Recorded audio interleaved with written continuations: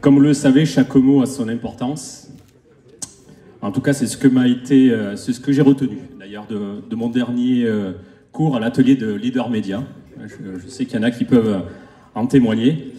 Donc ce soir, je m'adresse donc à chacun, plutôt qu'à tous. Je tiens à vous remercier pour ce vote qui m'honore et m'oblige. Merci pour votre confiance. C'est évidemment un honneur de succéder à Jean-Pierre Richard, à Djalil Benabila, à Julien Féja, en tant que président de Leader Occitanie. Merci Julien pour ta mandature, ton engagement pour Leader Occitanie et ton accompagnement dans cette transmission. Merci aux salariés de la fédération, Michael Lapostole, Élise Leroy qui vient de nous rejoindre, Stéphanie Bourgault qui est malheureusement pas là et malade aujourd'hui, Laurent Jalbert et Thibaut David. Leader Occitanie est une structure, un club d'entreprise unique par sa transversalité, multisecteur, le vice-président l'a répété à plusieurs reprises, et son implantation en grappe. Dans les principaux bassins économiques et industriels de la région d'Occitanie et au Maroc. Les entreprises qui la composent, pour la plus grande majorité, sont des TPE, des PME, des ETI, des entreprises innovantes en croissance industrielle ayant une implication sociétale forte. Ce qu'on prône ici, c'est la RSE.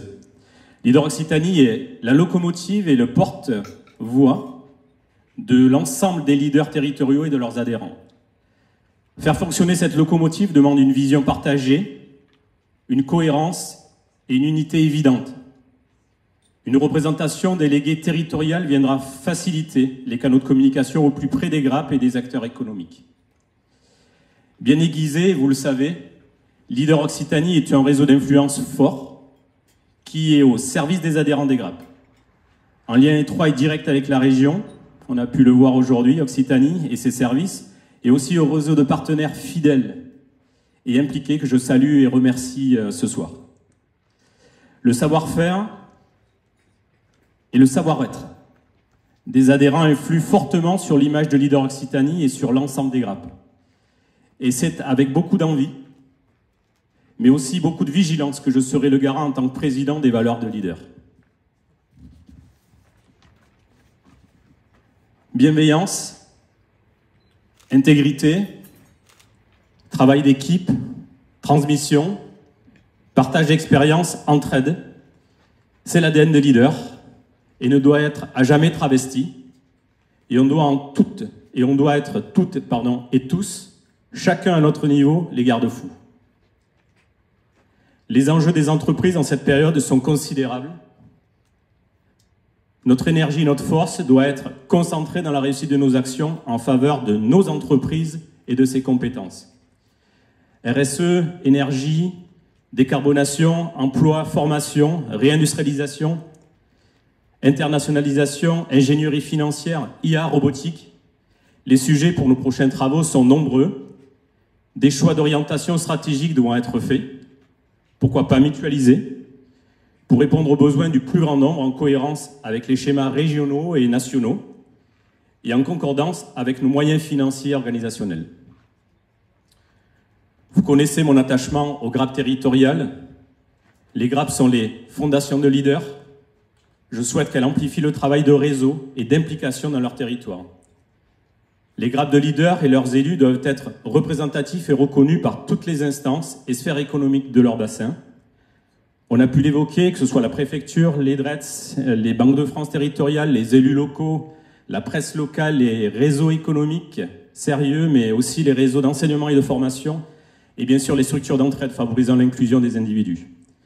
Pour cela, Leader Occitanie accompagnera par des actions de mise en relation des représentants des grappes. Il faut être ancré pour exister et influer. Leader Occitanie fera sa part au niveau régional, national et international. Ce travail de fond est primordial pour grandir et accompagner simplement nos adhérents dans leur quotidien. Vous le savez certainement, Leader Occitanie est dans une année charnière, de par ces élections que nous venons de réaliser, mais aussi de par en fait le renouvellement de ces salariés permanents,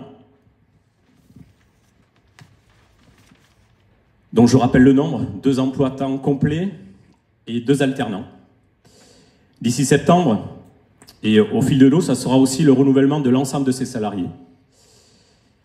La première à nous rejoindre, et je souhaite qu'elle puisse monter, c'est Élise. Où est passée Élise? Allez, viens Élise, s'il te plaît.